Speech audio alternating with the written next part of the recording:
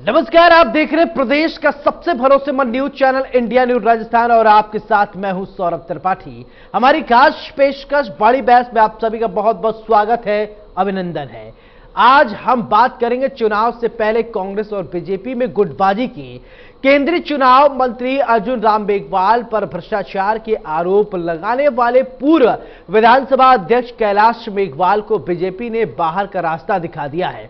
इसके बाद कैलाश मेघवाल ने कहा है कि राजस्थान में बीजेपी की कई गुटों में बटी हुई है और वसुंधरा राजे के लोगों को पूरी तरह से अनदेखा किया जा रहा है और उनको पूरी तरीके से खत्म किए जाने की कोशिश की जा रही है। मेघवाल का आरोप है कि बीजेपी में सीपी जोशी, राजेंद्र राठौर, सतीश पूनिया गुटबाजी कर रहे हैं। इस घटनाक्रम में बीजेपी में गुटबाजी को सबके सामने ला दिया है। इधर राज्यसभा सांसद किरोड़ी लाल मीणा की ओर से उपनेता प्रतिपक्ष सतीश पूनिया पर लगाए गए आरोप भी बीजेपी की गुटबंदी को उजागर करते हैं। वहीं कांग्रेस भी गुटबाजी से अछूती नहीं है। सचिन पायलट गुट के बारे में हर किसी को जानकारी है। हालांकि 2 दिन पहले पायलट ने अपने बयान में कहा था कि कांग्रेस में कोई गुट नहीं है और पूरी कांग्रेस एकजुट है। उधर ओसिया विधायक दिव्या मदेरा ने पाली के पूर्व सांसद बद्रीराम जाखड़ पर जुबानी हमला बोला। एक शिलान्यास कार्यक्रम के दौरान खुले मंच से दिव्या ने कहा कि जो लोग मुझे और मेरी मां को गालियां देते हैं, उल्टा सीधा बोलते हैं, मैं उनके साथ एक मंच पर नहीं बैठ सकती। विधायक दिव्या मदेरा ने कहा कि जब आपस में बनती ही नहीं तो हम साथ बैठकर एकता का ढोंग क्यों करें। और इसके अलावा सांगोद से कांग्रेस विधायक भगत सिंह कई बार मंत्री प्रमोद जैन भाया पर भ्रष्टाचार के आरोप लगा चुके हैं। भगत सिंह ने मुख्यमंत्री अशोक गहलोत को लिखे लेटर में कहा कि अपने मंत्री भाया के भ्रष्टाचार को खुला संरक्षण दिया है।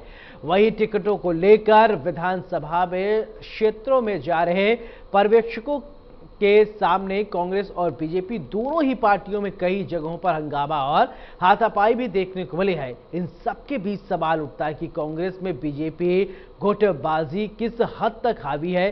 क्या वसुंधरा गुट को किनारे करना बीजेपी का भारी पड़ेगा? कांग्रेस में भी अपनों की चुनौती से कितना टेंशन बढ़ रही है।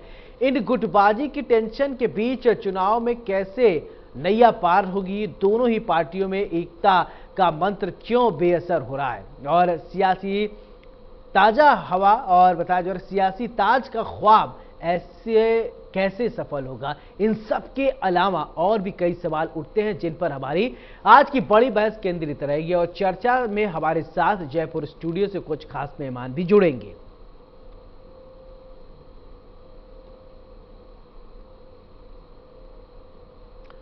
तो ऐसे में सवाल यह उठता है कि एकजुटता के मंत्र देने वाली सियासी पार्टियां क्यों कह रही हैं ये जो अब सियासी बयार चल रही है, क्या कांग्रेस और बीजेपी में मतभेद हैं पार्टियों में? गुटबाजी के ये जो सवाल उठ रहे हैं, इस सवाल से कई सवाल और सियासी अब इसलिए खड़े हो जा रहे हैं क्योंकि आगामी चुनाव है।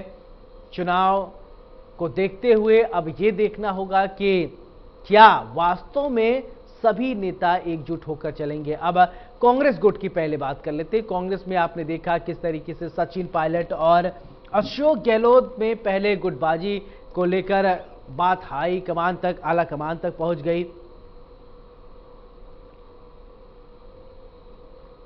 अब इसके बाद अब सवाल ये उठ रहा है कि वसुंधरा राजे गुट को अब साइडलाइन किया जा रहा है। क्या वास्तव में ऐसा है? कांग्रेस और बीजेपी दोनों में गुटबाजी है। सवाल है बीजेपी में जिस तरीके से ये गुटबाजी को लेकर सवाल उठ रहे हैं, अब देखने वाली बात होगी इसका राजनीति में और राजस्थान की सियासत में क्या कुछ असर होगा। राजस्थान की सियासत में इस बार क्या रीति और रिवाज बदलेंगे या गुटबाजी की वजह से और जो है वो स्थिति खराब होगी? क्या कोई वोट कटवा का काम करेगा? क्या वोट कटवा मतलब अगर नाराजगी रहेगी इधर उधर, क्या वोट स्कैटर्ड होंगे? अब इन सबके बीच जनता को भी सोचना है क्योंकि जनता एक निश्चित प्रतिनिधित्व करने वाले एक प्रतिनिधि पर विश्वास करती है। अब सवाल ये उठ रहा है कि जनता किस पर विश्वास करेंगे। बहरहाल अब ये इसके लिए थोड़ा आपको इंतजार करना है और जैसे जैसे अभी टिकटों के बंटवारे को लेकर भी मंथन और चिंतन राजधानी जयपुर से देश की राजधानी दिल्ली तक चल रही है, चाहे वो बीजेपी के हाईकमान हो या फिर कांग्रेस की आला कमान हो। मंथन चिंतन का ये दौर लगातार बदस्तूर जारी है। अब देखने वाली बात ये होगी और इन्हीं सबके बीच खबर ये आ रही है कि अब नाराजगी है। तो इन सबके बीच सवाल ये उठता है कि क्या कांग्रेस और बीजेपी में सब कुछ ऑल इज वेल है? जो गुटबाजी की बात हो रही है क्या वो सही है या गलत है? इसका जवाब देंगे। हमारे साथ मेहमान जुड़ गए हैं। सबसे पहले परिचय करवाते फिर चर्चा की शुरुआत। अजय कछावा साहब हमारे साथ कांग्रेस के नेता हैं, बहुत बहुत स्वागत है। अपूर्वा सिंह नेता बीजेपी, आपका भी बहुत बहुत स्वागत है। अजय जी, मेरा सवाल सबसे पहले आपसे ही कि कांग्रेस में गुटबाजी को लेकर सवाल उठ रहे हैं, क्या वास्तव में कांग्रेस में गुटबाजी है या सब कुछ ऑल इज वेल है? कोई गुटबाजी नहीं है। कांग्रेस एक परिवार है। कांग्रेस एक परिवार में सभी लोगों की राय मशवरा लेके बात करके आगे चलती है। कांग्रेस में अगर देखो मतलब विचार अलग हो सकता है लेकिन मनों में अलग भेद नहीं है। कांग्रेस आपको कहीं भी मतभेद हो सकते हैं लेकिन मनभेद नहीं है, यही कहना चाह रहे हैं। मतभेद हो सकते हैं, मनभेद नहीं है। कांग्रेस एक परिवार है। कांग्रेस में सभी का सामूहिक प्रयास है।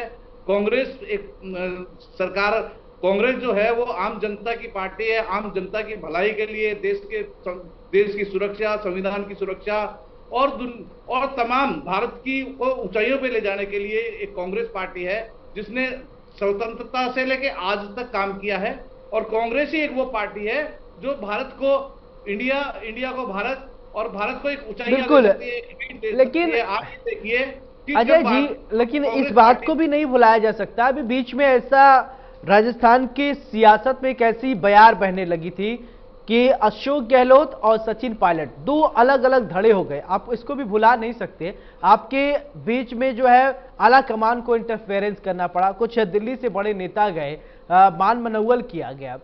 तो ये भी, इसको भी कहीं ना कहीं लोगों के जहन में ये बात है। देखिए, परिवार में समस्याएं आती है लेकिन परिवार के लोग जब बैठ के समस्याओं का समाधान की ओर अग्रसर होते हैं तो सभी लोगों का अपना पक्ष रखने का जब मौका मिलता है तो सभी लोग उससे सहमत होते हैं और परिवार उसमें आगे भी बढ़ता है। देखिए, बिखराव में, लड़ाई में कभी किसी को कोई हासिल नहीं हुआ है।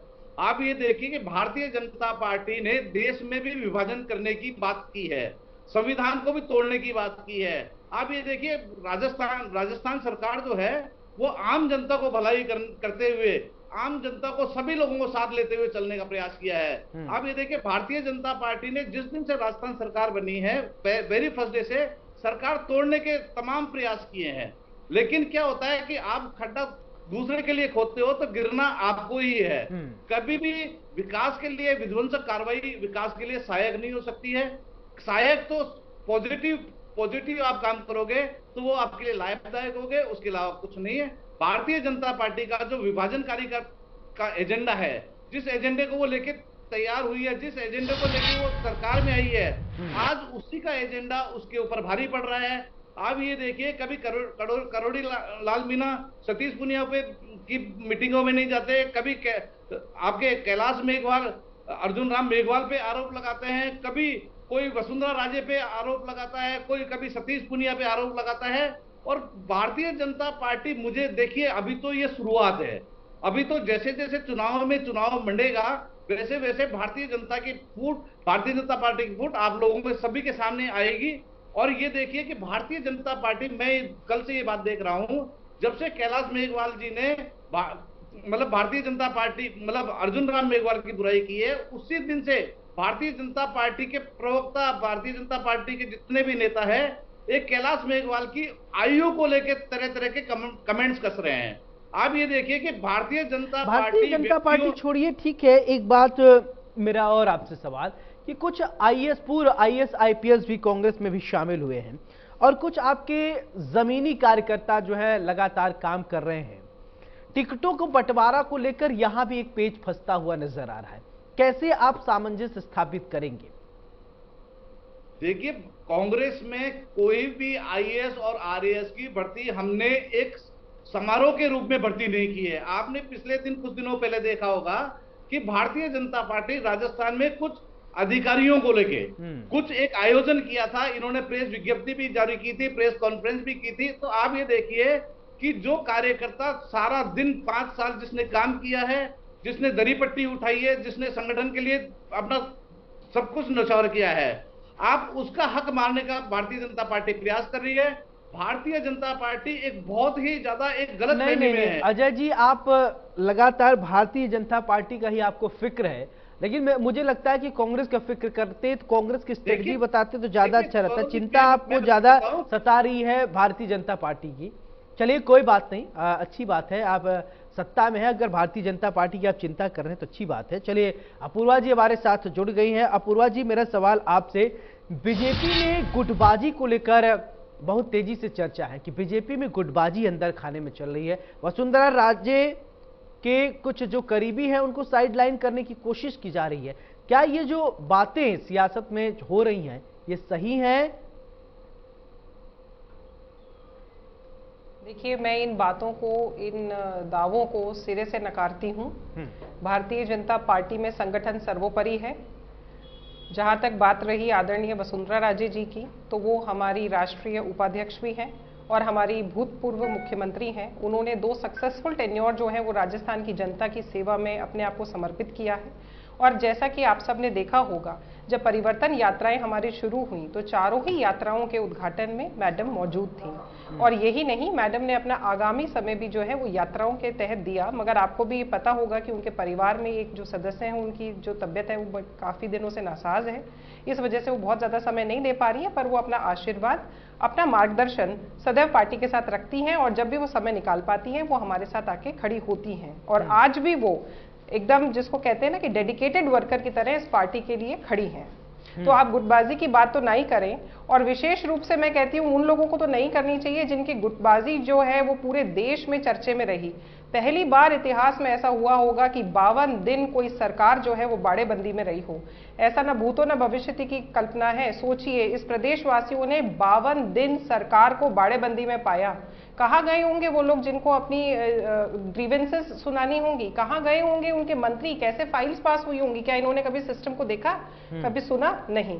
दूसरी बात मैं ये कहना चाहूंगी कि ये साहब पायलट साहब ने अभी 2 दिन पहले एक सभा में जाकर ये कहा कि साहब हम लोग सब एक हैं और हमारे यहाँ पे केवल एक ही गुट है जिस गुट का नाम है सोनिया, राहुल और खड़गे ग्रुप।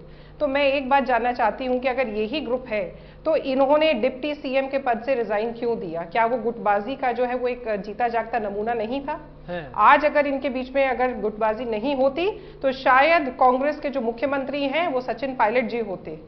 तीसरी चीज आप ये देखिए, आपने जयपुर के चप्पे चप्पे पर देखा होगा पिंक कलर के बड़े बड़े लाभार्थियों के लिए जो स्कीम्स हैं वो मुख्यमंत्री महोदय की लगी हुई हैं। ये कहते हैं हमारी गुटबाजी नहीं है। मैं कहती हूँ उन पोस्टर्स को आप एक बार ध्यान से खड़े होकर 2 मिनट अवलोकन करिए, ना तो उसमें आपको कांग्रेस का हाथ दिखेगा और ना ही सोनिया जी, राहुल जी और खड़गे जी का साथ मिलेगा। ये कौन सी दिशा में हम जा रहे हैं? ये गुटबाजी नहीं है कांग्रेस की तो और क्या है? चलिए ठीक है, आप इसका जवाब अजय जी देंगे। अजय जी, अपूर्वा जी को आपने सुना, वो बता रहे कि कांग्रेस में किस तरीके से गुटबाजी है, जवाब देंगे क्या? देखिए, राजस्थान में अपूर्वा जी ने कहा ही है कि राहत, मतलब जो राहत, महंगाई राहत कैंप जो लगाए गए हैं, जो जन सुविधाएं जनता को दी गई है, उसमें श्रीमान अशोक गहलोत जी के का ही पोस्टर है। राजस्थान सरकार की वो स्कीम है। राजस्थान सरकार की स्कीम के तहत ही 500 रुपए का सिलेंडर राजस्थान की जनता को मिल रहा है। आप ये देखिए, जो जनता महंगाई से त्रस्त हो रही थी, जो जनता अपने आज कमाई, मतलब एक तरफ तो बेरोजगारी, दूसरी तरफ महंगाई। आप ये देखिए, बेरोजगारी और महंगाई दोनों ही एक ऐसा टूल है जिसके माध्यम से आम गरीब आदमी को सबसे ज्यादा उसकी मार झेलनी पड़ती है। और श्रीमान अशोक गहलोत जी की सरकार ने गरीब जनता को राहत देने के लिए 500 रुपए का सिलेंडर दिया है। पशुपालकों को 40,000 रुपए का पशु बीमा धन दिया गया है। अपूर्वा जी, मैं आऊंगा आपके पास, सुन लीजिए। चिरंजीवी योजना दी गई है। आप ये देखिए, राजस्थान वो स्टेट है जो मेडिकल के क्षेत्र में मॉडल स्टेट का दर्जा रखता है। आप ये देखिए, राजस्थान वो स्टेट है जहां जन कल्याणकारी ऐसी नीतियां हैं जो सभी राज्य के, सभी देश के राज्य अपनाना चाहते हैं। आप ये देखिए कि राजस्थान का जो वित्त प्रबंध है वो कितना खूबसूरत है कि प्रत्येक काम, प्रत्येक व्यवस्था, प्रत्येक राहत, प्रत्येक जनता के लिए जो भी अशोक गहलोत जी ने वादे किए थे, आप ये देखिए कि राजस्थान सरकार, अशोक गहलोत जी ने जो वादे किए थे, कांग्रेस ने जो वादे किए थे, उन वादों में हमने 94% वादे पूरे किए हैं। और भारतीय जनता पार्टी के जो 2019 तक के जो मैनिफेस्टो के वादे थे वो पिछली सरकार ने उन्हें 4% भी नहीं कर पाई थी। आप ये देखिए कि आप इनकी जो एकता की बात करते हो, तो जब इनकी संकल्प यात्रा, रथ यात्रा जब निकल रही थी, तो वसुंधरा राजे एक दिन पहले ही तीर्थ यात्रा पे निकल गई थी, और दूसरे दिन जब गई थी तो देखिए क्या होता है कि किसी भी प्रोग्राम में जाना या नहीं जाना, बहाना एक होता है नहीं जाने का, और आने के भी 100 बहाने हैं। तो भारतीय जनता पार्टी की, अभी तो देखिए मैं बता रहा हूं कि भारतीय जनता पार्टी इतने गुटों में बटी हुई है, इतनी भागों में बटी हुई है कि भारतीय जनता पार्टी चुनाव आते आते सारा खेल अपना बिगाड़ लेगी, और कांग्रेस को एक क्लीन बोल्ड, मतलब कांग्रेस को एक बिल्कुल स्वीप दिलाने की ओर बात कर रही है। और मैं आपको बता दूं सर भी कि भारतीय जनता अपूर्वा जी, ठीक है, अपूर्वा जी आप जवाब देंगी क्या? अजय जी कह रहे हैं कि भारतीय जनता पार्टी इतने गुटों में बट गई है कि उसका लाभ सीधे तौर पर कांग्रेस को होता दिखाई दे रहा है। सौरभ जी, भारतीय जनता पार्टी के प्रत्येक कार्यकर्ता, प्रत्येक नेता संगठन ही सर्वोपरि के नारे के ऊपर अमल भी करते हैं और उसी के लिए जीते और मरते भी हैं। भारतीय जनता पार्टी के नेताओं के लिए संगठन से बड़ा कुछ नहीं है, और आज भी भारतीय जनता पार्टी के अंदर जितने भी नेता हैं वो केवल पार्टी की जीत के लिए जो है वो समर्पित हैं। उनके मन में कोई भी जो है वो पद की लालसा या अभिलिप्सा नहीं है। दूसरी बात मैं आपको ये बताना चाहूंगी, जैसा कि इन्होंने बेरोजगारी और रोजगार का जिक्र किया, शायद मेरे बड़े भाई को ये नहीं पता है कि राजस्थान बेरोजगारी में के कारण सुसाइड करने वालों में नंबर 2 स्टैंड करता है। ये जवाब दे पाएंगे अगर रोजगार डेवलप हुए तो आज युवाओं को मरना क्यों पड़ रहा है? क्या ये भूल गए उन 70 लाख बच्चों को जिनको पेपर लीक की वजह से भविष्य बर्बाद हुआ? क्या ये भूल गए उस कन्हैया लाल को जिसने पेपर में लिखा था, पापा मैं पेपर लीक होने की इस कहानी से रोज रोज त्रस्त हो गया हूं, कितने दिन पढ़ूं, कितने दिन इस परीक्षा को दूं, और उसने मौत को गले लगा लिया था। 50 लाख परिवार सफर हुए हैं इस पेपर लीक से। कौन से रोजगार का देने का यहाँ पे दावा कर रहे हैं? दूसरी चीज, क्या 2 दिन से पेट्रोल डीजल की जो हड़ताल चल रही है, क्या ये देख नहीं रहे उसका नमूना? ये अपना वैट कम क्यों नहीं कर देते? क्यों कम नहीं कर पा रहे हैं ये? क्यों आज ये कहते हैं कि साहब राजस्थान ने बहुत विकास कर लिया? आपको ये जान के बहुत हैरानी होगी कि जब हमने सत्ता छोड़ी थी 2018 में और जब से आए हैं 7 गुना कर्जा बढ़ गया है प्रदेश की जनता पे। आप 500 रुपए का सिलेंडर तो दे रहे हैं, पर आप ये भी तो बताएं कि उस बंदे के सर के ऊपर, उस व्यक्ति के ऊपर कितना कर्जा इन्होंने 7 गुना कर्जा बढ़ा दिया है। उसकी 7 पीढ़ियां गुजर जाएंगी पर वो कर्जा चुका नहीं पाएगा। इतना कर्जा आज प्रदेश के प्रत्येक सर के ऊपर है, प्रत्येक व्यक्ति के ऊपर है। उधारी ले लेकर के आप स्कीम लॉन्च किए जा रहे हैं। आपने कभी इसकी इकोनॉमी को स्टेबल और सेल्फ सस्टेनेबल बनाने के ऊपर क्या आपने प्लान किया है? अच्छा, इसको ही छोड़ दीजिए, आज गुटबाजी की बात करते हैं। पायलट साहब और गहलोत साहब के बीच की गुटबाजी तो सर्वविदित थी ना। ऐसा तो देश में कभी नहीं हुआ होगा कि एक मुख्यमंत्री ने उप मुख्यमंत्री को नकारा, निकम्मा व नालायक क्या होगा। भाजपा के अंदर ये कल्चर नहीं है। खाचरियावास जी अपने आप को सीएम प्रोजेक्ट करते हैं समय समय पर। कभी मैं राजनीति में आया हूं तो मैं सीएम क्यों नहीं बन सकता? खाचरियावास एक अलग ग्रुप चल रहा है। अशोक चांदना जी अपनी अलग राग अलापते हैं। अभी आपने देखा होगा उन्होंने कहा था कि मेरे को कोई मतलब नहीं है मंत्री पद से, रख लीजिए अपना मंत्री पद। मुख्यमंत्री के मुंह पर मंत्री ये कह दे और कोई कार्रवाई ना हो, ये क्या दिखाता है? ये लाचारी दिखाता है। आज राजस्थान के अंदर 200 मुख्यमंत्री घूम रहे हैं। एक तो अशोक गहलोत स्वयं है, गहलोत जी, और दूसरे जो 199 हैं वो इनके जीते हुए जो विधायक हैं या हारे हुए प्रत्याशी हैं, उन सबको मुख्यमंत्री जितनी पावर दे रखी है। करप्शन इंडेक्स में राजस्थान नंबर 1 आया हुआ है। क्यों आया हुआ है? क्योंकि अगर आप उन लोगों को शक्ति नहीं देंगे तो वो जाके दूसरे खेमे में मिल जाएंगे, सो कॉल्ड पायलट खेमे में, और इनकी सरकार को खतरा हो जाएगा। पहली बार एक ऐसी सरकार देखी है जिसकी कुर्सी जो है वो पिछले 4.25 साल से डगमगा ही रही है। इसलिए डगमगा रही है कि साहब हम कल बचेंगे या नहीं बचेंगे समझ में नहीं आता। भरत सिंह जी कोटा के सांगोद के आपने देखा होगा विधायक, विधायक, उन्होंने तो अपना केश मुंडन कराकर ही उनको भेज दिया। इससे ज्यादा अशुभता का और प्रतीक क्या होगा कि उन्होंने अपने केश मुंडन करा करके और मुख्यमंत्री महोदय को भेज दिया है।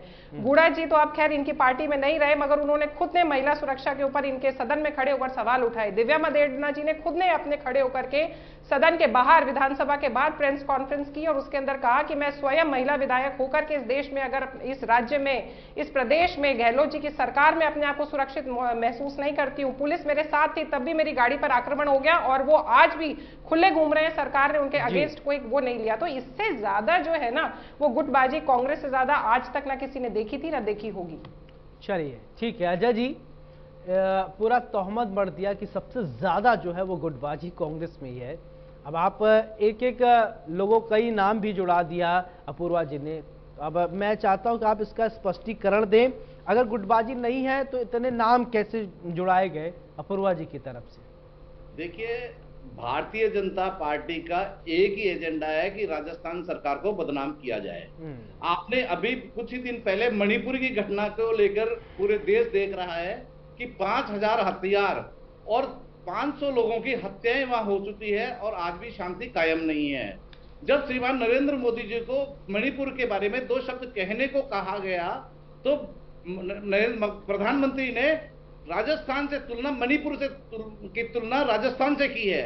लेकिन मैं आपको ये चैनल के माध्यम से ये बता देना चाहता हूं कि जिस राजस्थान ने भारतीय जनता पार्टी को 25 के 25 सांसद जीत के दिए थे, उस राजस्थान की जनता को, राजस्थान को बदनाम करने का जो प्रधानमंत्री जी ने जो संकल्प लिया है, और उसी संकल्प को वही संकल्प आम जनता ने लिया है कि राजस्थान से एक भी सीट बीजेपी को नहीं मिलेगी सांसद की, और 25 की 25 सीटें कांग्रेस को मिलेगी। ये जो राजस्थान को मणिपुर बनाने की इनकी जो कल्पना है, राजस्थान को नंबर 1 भ्रष्टाचार बनाने की जो इनकी कल्पना है, अपराध में जो ये नंबर 1 की बात करते हैं, आप सुनिए। यूपी में आप ये देखिए, कानून राज नहीं, वहां बुलडोजर राज है, वहां संविधान का राज नहीं, वहां डंडे का राज है। वहां कानून से नहीं, सरकार जनता, मतलब अब देखिए अजय जी, जब कांग्रेस से कुछ सवाल पूछा जाता है तो कांग्रेस कभी यूपी कभी मणिपुर, लेकिन अब चलिए कानून व्यवस्था का आपने जब जिक्र किया, सुनिए अजय जी सुनिए, मेरी बात सुनिए। आपने जब कानून व्यवस्था का जिक्र किया, आए दिन आपराधिक घटनाएं राजस्थान में हो रही हैं। मुख्यमंत्री को खुद ही कभी आगे आकर 10 लाख रुपए देना पड़ जाता है, फिर इसके बाद सरकारी नौकरी की भी बात कहनी पड़ जाती है, स्थिति यहां तक पहुंच जाती है। फिर कुछ महिलाएं, ऐसी भी घटनाएं हुई, दुष्कर्म के बाद उनको भट्टी में झोंक दिया जा रहा है। फिर बेटियों पर आए दिन इस तरीके के आपराधिक घटनाएं आ रहे हैं। इन बातों से आप डिनाई करेंगे ये घटनाएं क्या झूठी हैं? देखिए, अपराध हुआ है तो पुलिस ने कार्रवाई भी की है, और आप ये देखिए कि जितने भी जो अपराध हुए हैं, क्यों राजस्थान में लॉ एंड ऑर्डर इतना चरमरा क्यों गई? आप ये देखिए अपराध होने का एक कारण, जो बहुत बड़ा कारण है, महंगाई और बेरोजगारी। जो प्रधानमंत्री जी ने 2 करोड़ रुपए छोटे छोटे बालिकाओं, छोटे छोटे बच्चियों का दुष्कर्म हो रहा है, इसका महंगाई से क्या लेना देना है? बिल्कुल क्यों नहीं है। जब आदमी के पास खाने को नहीं है, जब आदमी के पास करने को कुछ नहीं है, तो क्या करेगा? बेरोजगारी और महंगाई दोनों ने ही देश की, कैसा तर्क आप दे रहे हैं? मैं अपूर्वा जी आप ही जवाब दीजिए इसका। देखिए सौरभ जी, सबसे पहले तो मुझे इनकी एक बात पर बहुत बड़ी आपत्ति है। इन्होंने कहा कि पीएम ने संकल्प ले रखा है कि राजस्थान को भी मणिपुर बनाकर छोड़ेंगे। इनको ये ज्ञात होना चाहिए कि जब तक व्यक्ति चुनाव लड़ता है तब तक वो किसी दल विशेष का नेता हो सकता है, मगर जैसे ही वो एक संवैधानिक पद पर आकर के बैठता है, वैसे वो पूरे देश का नेता होता है और वो पूरे देश का सेवक होता है। तो आदरणीय मोदी जी जो हैं वो केवल भाजपा के नहीं, इस पूरे देश के, और मैं कहती हूँ इन कांग्रेस वालों के भी प्रधानमंत्री तो हैं ही। इनको ये चीज मानना चाहिए और उनको उसी सम्मान के साथ में पेश आना भी चाहिए। और अगर नहीं आते हैं तो ये अपनी ही अमर्यादा की जो सीमाएं हैं वो दिखा रहे हैं जनता के सामने कि ये कितनी अमर्यादित टिप्पणियां एक बहुत ही मर्यादित कुर्सी के ऊपर कर सकते हैं। दूसरी बात मैं ये कहती हूँ, इन्होंने अपराध नियंत्रण का बहुत बड़ा यहाँ पे हवाला दिया। इनको मणिपुर याद आया, इनको ये याद आया कि नैना साहनी का जो कांड हुआ था वो भी कांग्रेस के कार्यकाल में ही हुआ था। उसके बाद में अगर किसी बच्ची को जिंदा भट्टी में जलाने का अगर कांड हुआ है तो वो भीलवाड़ा की कोठरी में हुआ था। प्रियंका खड़गे जी कोटड़ी भीलवाड़ा पहुंचे, क्या कोटड़ी जाने का उनको फुर्सत मिली? प्रियंका गांधी जी टोंक आई, मंच पे उन्होंने 1 घंटे भाषण दिया, एक शब्द महिला सुरक्षा के लिए उस प्रदेश के लिए नहीं निकला जहां की बच्चियों के मुंह से रोज सिसकियां निकलती हैं, जहां की लड़कियों के मुंह से रोज चित्कारें निकलती हैं, जहां की बच्चियों की और महिलाओं की चिताओं की ताप रोज लोग अनुभव कर रहे हैं, वहां के लिए एक शब्द उनके मुंह से नहीं निकला। मैं कहती हूं ये इससे ज्यादा निंदनीय कृत्य और हो ही नहीं सकता। और ये भी वो महिला थी प्रियंका गांधी जी जिन्होंने यूपी के अंदर जाकर कहा था कि लड़की हूं, लड़ सकती हूं। राजस्थान के आलम तो कांग्रेस की सरकार में ये हो गए हैं कि लड़कियां यहाँ कह रही हैं साहब हम तो लड़कियां हैं, लड़ क्या सकते हैं, हम तो ऐसा लग रहा है सिर्फ लुट सकते हैं। जहां तक ये पुलिसिंग की बात कर रहे हैं, आप भूल गए भरतपुर के अंदर पुलिस के अंदर एक जघन्य अपराधी को पुलिस पब्लिक ट्रांसपोर्ट में लेके जा रही है और आम जनता की जो सुरक्षा है वहां पर एकदम इन्होंने हाशिए पर रख दी। सोचिए वहां पे आक्रमण हुआ, एक बच्ची को लग सकती थी, एक बस के अंदर गोलियां चली। आप मेरे को बताइए कि ये कहां तक सुरक्षित है? जहां तक पुलिस की बात करें, कितने केस, अलवर में भी एक ऐसा केस निकल के आया था अगर आपको ध्यान हो, जहां पर पुलिस ने ही जो है ना वो रेप किया। रक्षा की भक्षक यहाँ पे बनी हुई है, इन्होंने क्या पुलिसिंग अपनी कंट्रोल करी? तीसरी चीज मैं इनको ये कहना चाहूंगी, ये बड़े हमें मणिपुर की और हिंसा घटनाएं बता रहे हैं, ये दलित अत्याचार यहाँ भूल गए, ये तुष्टीकरण यहाँ भूल गए, ये भूल गए वो करौली का हादसा जहां पे पत्थर के कातले फेंक करके एक व्यक्ति को कोमा में और कोमा के बाद में मरने के लिए इन्होंने मजबूर किया था। ये भूल गए कन्हैया लाल की आप बात याद करिए। कन्हैया लाल ने पुलिस में जाकर के और अपना दर्ज करवाया था कि मुझे लाइफ थ्रेट है, पुलिस ने उसका कोई एक्शन ही नहीं लिया। अगर उन कल्प्रिट्स को पुलिस ने पहले इंटेरोगेट कर लिया होता, पकड़ लिया होता, तो आज वो जो निशंक हत्या जो है राजस्थान जिसका साक्षी बना, पूरा देश साक्षी बना, मुझे लगता है कितने घर परिवार ऐसे थे जो उस घटना के बाद में चाहे कोई रिश्ता या नाता नहीं रहा हो पर चूल्हे नहीं जले थे उन घरों में, उस व्यक्ति की शरीर को देख करके, सिर कटी लाश को देख करके। और क्या किया कांग्रेस ने वहां पर? अगर पुलिस ने सही समय पर लिया होता एक्शन तो ये घटना घटित ही नहीं हुई होती। मैं ये कहना चाह रही हूं, इनकी पुलिसिंग तो छोड़िए, इनकी प्रिवेंटिव पुलिसिंग छोड़िए, इनकी पुलिस तो सबसे ही ज्यादा भ्रष्टतम पुलिस के अंदर मैं काउंट करती हूँ। चलिए ठीक है, अजय जी जवाब देंगे क्या इन तमाम आरोपों का? कई सारी बातें जो निकल कर सामने आई है। अपूर्वा जी ने जितने भी अपराधों की बात की है, उन प्रत्येक अपराधों के अपराधी आज जेल की सलाखों के पीछे है। आप ये देखिए अपराध घटित होने के, सौरभ जी बात ये थी कि अगर टाइम पर आपने एक्शन लिया होता तो ये अपराध घटित हुए ही नहीं होते। मैं आपके बीच नहीं बोला था, आप मेरे बीच ना बोले। अगर आप बीच में बोलोगे तो मैं बीच में बोलूंगा। राजस्थान सरकार ने, देखो राजस्थान की पुलिस और सीबीआई इतनी महत्वपूर्ण है कि भारतीय जनता पार्टी के केंद्रीय मंत्री ने भी अपनी जमानत हाईकोर्ट से ले रखी है। आप ये देखिए कि राजस्थान पुलिस ने एक दिन में 20-20 अपराधियों को भी पकड़ा है। राजस्थान में जो आज अमन चैन और शांति है, आम आदमी जो शांति से है, आम आदमी जो शांति से व्यापार कर रहा है, आम आदमी जो अपना जीवन यापन कर रहा है, उसमें राजस्थान की पुलिस को शाबाशी देने की बात है। राजस्थान की पुलिस को कहीं भी आरोपित करने की, आप ये देखिए यूपी में, आप ये देखिए कि मीडिया के सामने, पुलिस की कस्टडी के सामने क्या एक आदमी का एनकाउंटर नहीं हुआ है? भारतीय जनता पार्टी ने यूपी में, एमपी में चले जाइए, आसाम में चले जाइए, आप कहीं भी चले जाइए, बीजेपी के राज में अपराध, दंगा, प्रसाद, विभाजनकारी नीतियां इनके राज में हमेशा हुई है। ये राजस्थान को बदनाम करना चाहते हैं। ये जिस दिन पहले दिन राजस्थान सरकार बनी है, उसी दिन से राजस्थान सरकार को डैमेज करने में, उसको तोड़ने में भारतीय जनता पार्टी के अथक प्रयास किए हैं, जो इनके मंसूबे पूरे नहीं हुए हैं।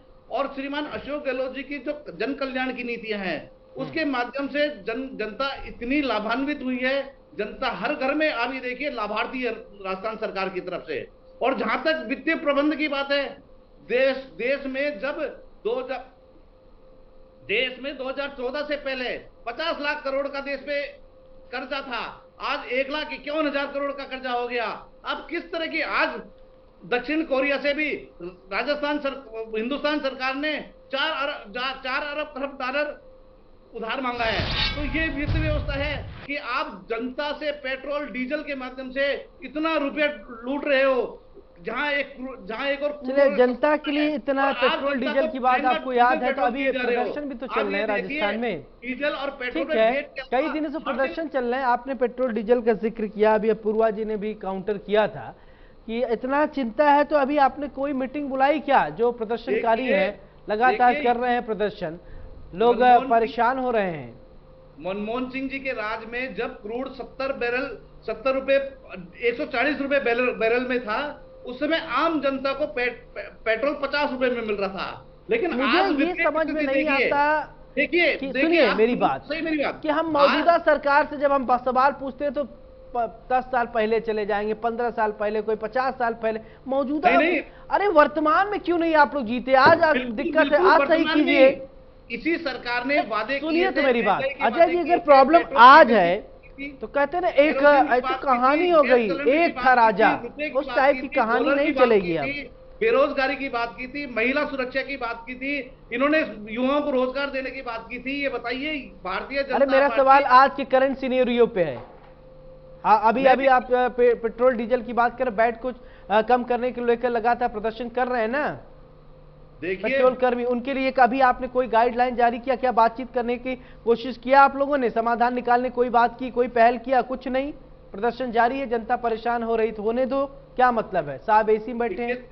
देखिए श्रीमान अशोक गहलोत की सरकार में कोई भी व्यक्ति, मतलब अशोक गहलोत जी ने वेरी फर्स्ट डे ये कहा था कि आप मांगते मांगते थक जाओगे, मैं देते देते नहीं थकूंगा।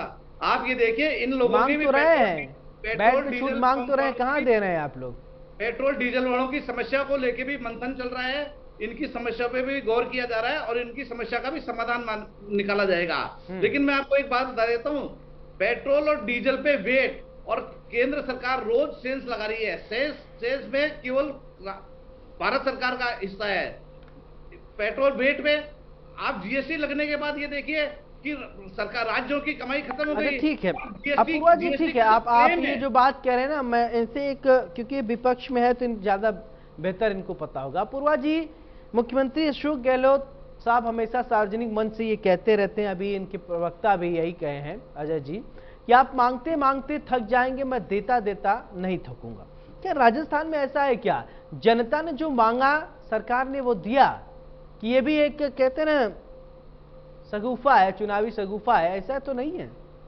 देखिए सौरभ जी, सबसे पहले तो मैं ये बताऊं कि अगर प्रदेश की जनता को मांगना पड़े तो इससे ज्यादा शर्मनाक बात प्रदेश के मुख्यमंत्री के लिए हो नहीं सकती। अच्छा। जब आप मुख्यमंत्री बनते हैं, जब आप किसी एक ऐसे पद पर जाते हैं जो पितृतुल्य होती है, पिता तुल्य होती है, पिता की जो है ना आपका संभाव पिता जैसा होता है, तो वहां पे आपको अपने बच्चों की, अपनी प्रजा की जो नीड्स हैं वो आपको स्वयं से जाननी चाहिए और स्वयं से देनी चाहिए। तो पहले तो मुझे इस शब्द पर ही बहुत आपत्ति है कि मांगते मांगते थक जाओगे पर मैं देते देते नहीं थकूंगा। इसमें तो मुझे एक अहंकार पता नहीं क्यों झलक रहा है कि तुम मांगोगे और मैं दूंगा, मैं देने वाला भाव। आपने सही कहा। एक छोटा सा एग्जाम्पल, दूसरी बात, एक छोटा सा उदाहरण, फिर इसके बाद आप अपनी बात कंप्लीट कीजिए। सपोज कि राजस्थान के सीकर किसी गांव में, किसानों ने, जी मेरी बात सुन लीजिए, फिर इसके बाद आप बोलिएगा। राजस्थान के सीकर के किसी छोटे से गांव में पानी की समस्या है या फिर सड़क की समस्या है।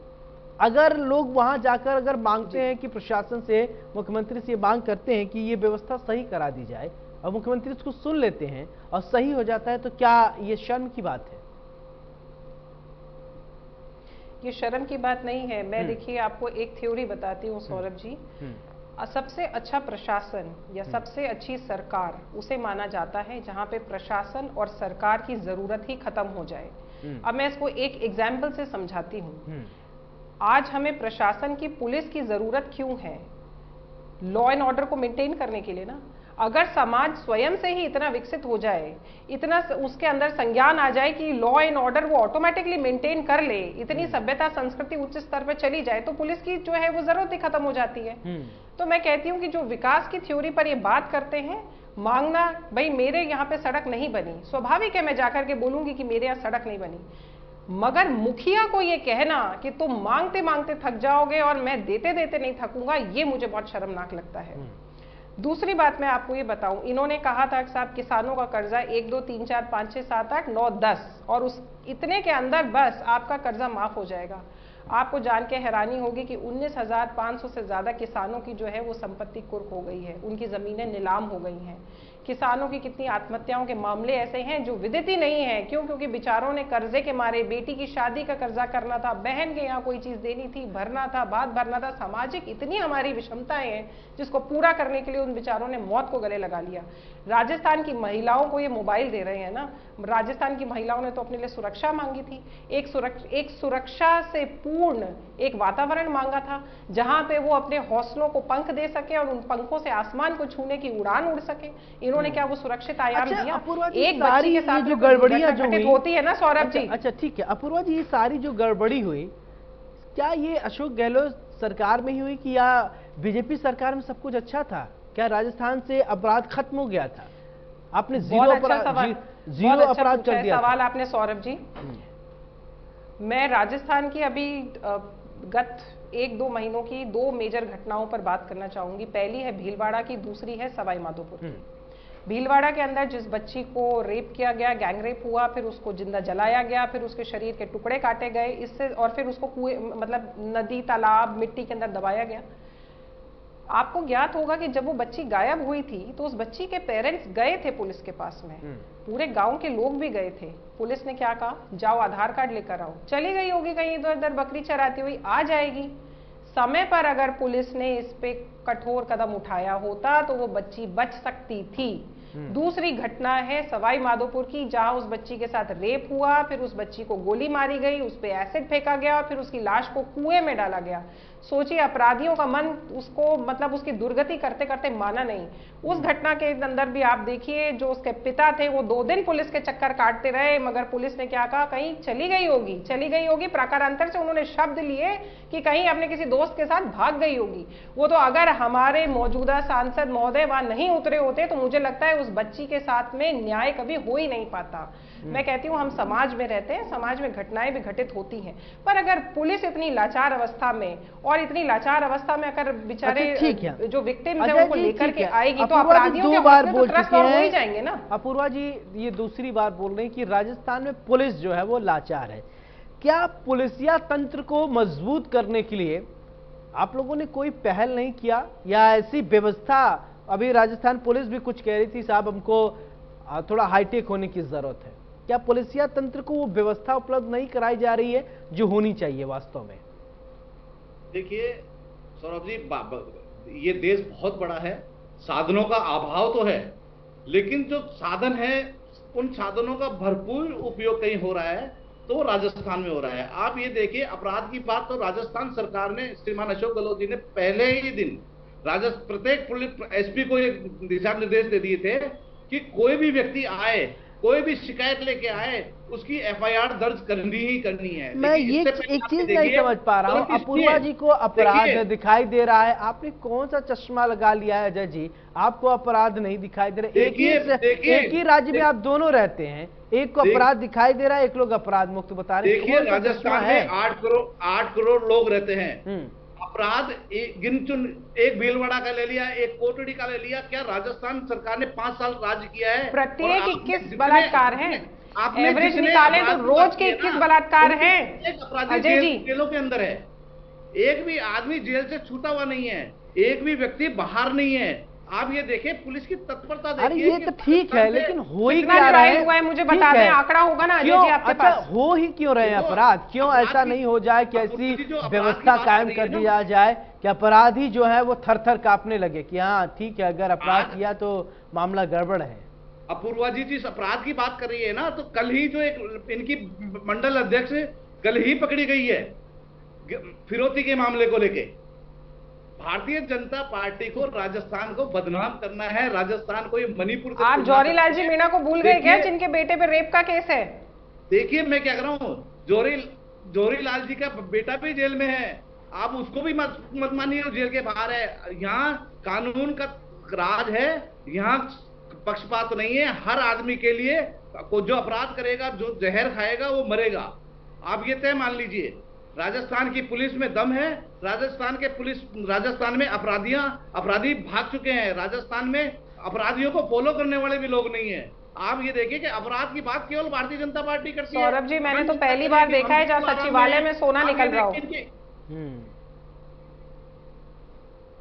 चलिए ठीक है, सचिवालय में सोना निकल रहा है। अजय जी ज्यादा बेहतर तरीके समझ पा रहे होंगे कि आखिरकार वो सोना आया कहां से, ऐसा है क्या? देखिए, राजस्थान सरकार ने तो, जब भारतीय जनता पार्टी ने राजस्थान में ईडी भेजी थी, तब भी राजस्थान सरकार ने ईडी का भी स्वागत किया था। आप तो ये बताइए, सचिवालय में सोना निकला या नहीं निकला? सचिवालय में सोना निकल रहा है तो स्वतंत्र है भारतीय जनता पार्टी, देश के प्रधानमंत्री स्वतंत्र है। वो जो भी अपराध करेगा, जो भी गलत काम करेगा, उसको सजा मिलेगी, कानून सम्मत मिलेगी।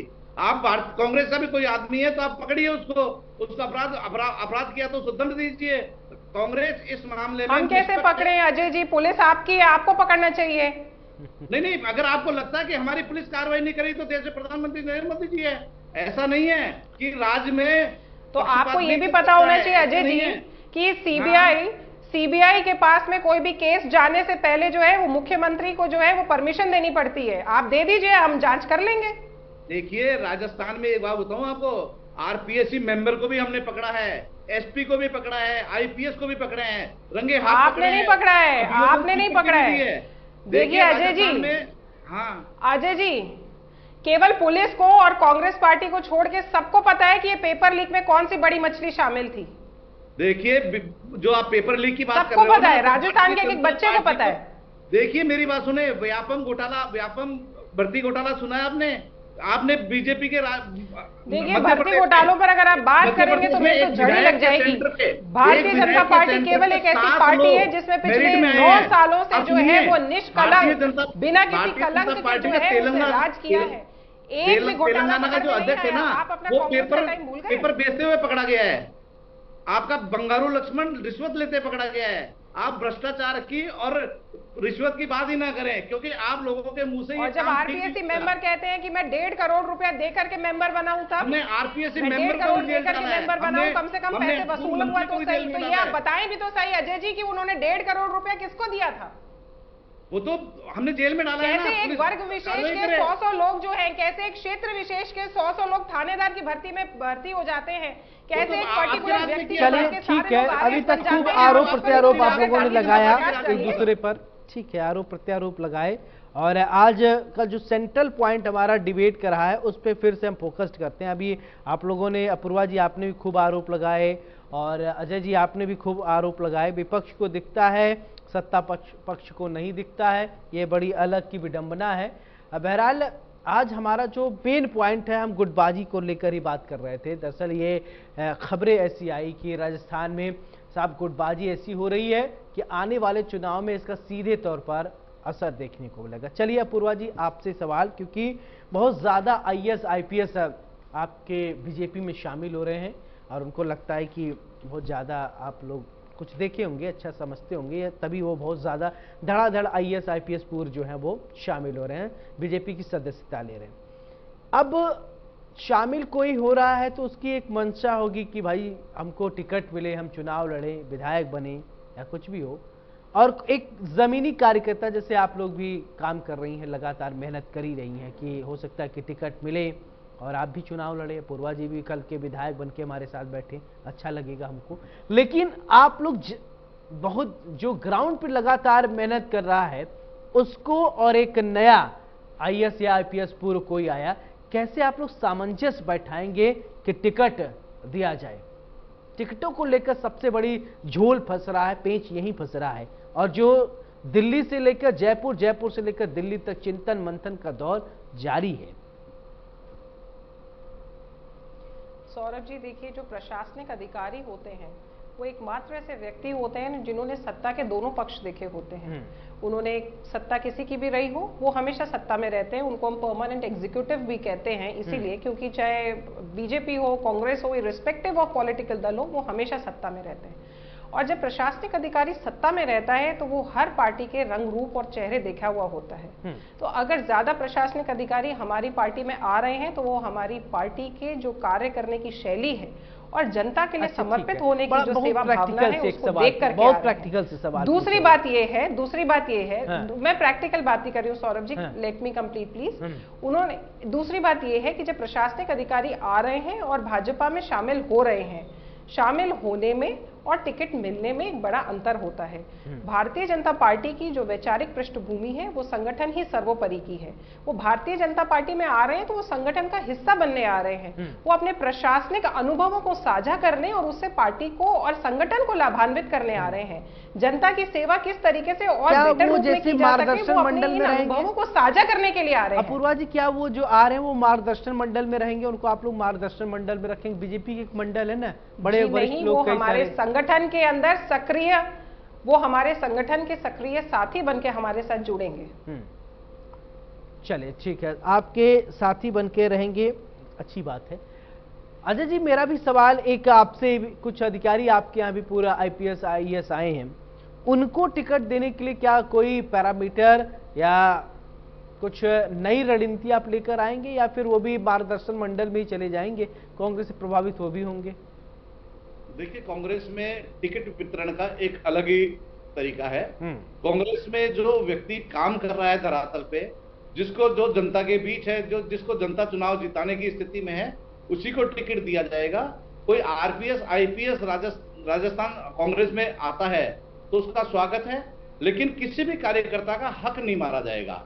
आप ये देखिए कि हर आदमी की, कांग्रेस वो पार्टी है जहां हर आदमी का स्वागत है।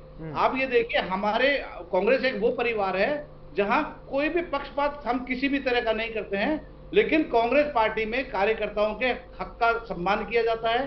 कांग्रेस कार्यकर्ता के काम को तवज्जो दी जाती है और कांग्रेस कार्यकर्ता ही हमारे लिए सब कुछ है, और कांग्रेस उनको टिकट देके उपकृत करेगी। किसी भी बैकडोर एंट्री किसी की भी नहीं होगी। देखिए, हमारे राहुल गांधी जी जब अधिवेशन में राजस्थान से में हुआ था तो उन्होंने कहा था मैं बैकडोर एंड पैराशूटर्स को की टिकटें सब किसी को नहीं दूंगा, कोई पैराशूटर नहीं होगा। तो आप ये तय मान के चलिए कि राजस्थान में उसी आदमी को कांग्रेस का टिकट मिलेगा जो जनता के बीच है, जनता का काम कर रहा है और जनता को सेवाएं दे रहा है। बिल्कुल, जनता को सेवाएं दे रहा है, और ठीक है, ये तो बात हो गई। अब अपूर्वा जी, एक सवाल ये कि बीजेपी की अगर बात किया जाए, पिछली बार जो है 2014 से बात किया जाए तो फिर ये हुआ कि मोदी लहर है, फिर इसके बाद फिर मोदी लहर 2019 में, लगातार लहर ही है। इस बार भी क्या आप लोग जो है मोदी लहर के नाव पर सवार होकर कमल खिलाएंगे, या फिर कुछ और नई स्ट्रेटजी लेकर आएंगे? देखिए सौरभ जी, 2014 में मोदी लहर थी तो वो सिर्फ भारत में थी, 2019 में थी तो आधे विश्व में थी, और आज जब हम 2024 आने के आगाज पर खड़े हैं तो मोदी लहर जो है वो पूरे विश्व के अंदर लहरा रही है। आप देखिए, अमेरिका में भी अगर चुनाव होता है तो मोदी जी को वहां बुलाया जाता है। आज देश में 19 देशों से अगर किसी के पास में हाईएस्ट ऑनर्ड अवार्ड्स हैं तो वो मोदी जी के पास हैं। विश्व का जो परचम फहराया है भारत देश का, वो सिर्फ मोदी जी ने ही फहराया है। तो भारत तो छोड़िए, पूरे विश्व में जिस व्यक्ति की लहर हो, उस लहर को नकारना संभव नहीं है। कांग्रेस के लिए भी संभव नहीं है कि उस लहर को नकार पाए। इस बात से तो ऐसा और लग रहा जहां है तक कि एक बात अजय जी ने, अमेरिका में चुनाव लड़ जाए वहां भी जीत जाएंगी, इंडिया की लहर है।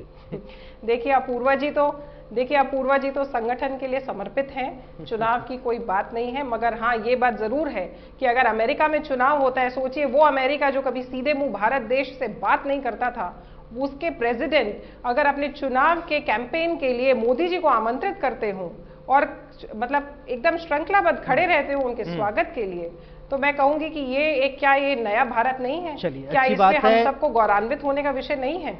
नया भारत है, उसी नए भारत में हम सभी रह रहे हैं। अब आप लोगों को मैं थोड़ा थोड़ा वक्त दूंगा अपनी बात रखने के लिए, और ये आप लोगों का फाइनल कमेंट होगा। अजय जी, फाइनल कमेंट आप पहले बोलिए, फिर इसके बाद अपूर्वा जी मैं आपको वक्त दूंगा। चलिए। पूरे भारत में इंडिया की लहर है। इंडिया की लहर को देख के भारत के प्रधानमंत्री नरेंद्र मोदी और भारतीय जनता पार्टी बिल्कुल घबराई हुई है। कांग्रेस 2024 में, 2023 में राजस्थान में और 2024 में पूरे हिंदुस्तान में आ रही है। और आप ये देखिए, जिस दिन से इंडिया का गठबंधन हुआ है, उस दिन से ही भारतीय जनता पार्टी के लोग और श्रीमान नरेंद्र मोदी जी इंडिया अच्छी बात के नाम को बदनाम करने का बरोबर बहुत अच्छी बात है। अपूर्वा जी फाइनल कमेंट आपकी कि ट्रंप का प्रचार करने नरेंद्र मोदी जी गए थे। देखिए सौरभ जी, ठीक है अजय जी, आपकी बात हो गई। अजय जी हो गया अजय जी, सुन लिया आपको।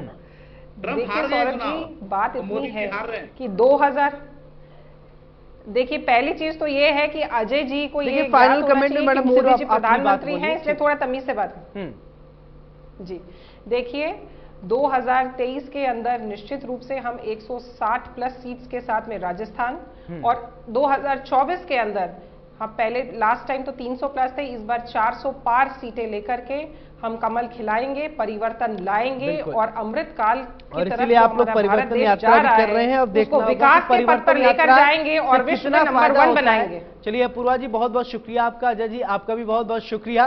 तो आज बड़ी बहस में हमने चर्चा किया और जाना कि अब बात चल रही है कि कांग्रेस और बीजेपी दो अलग अलग धड़े हैं।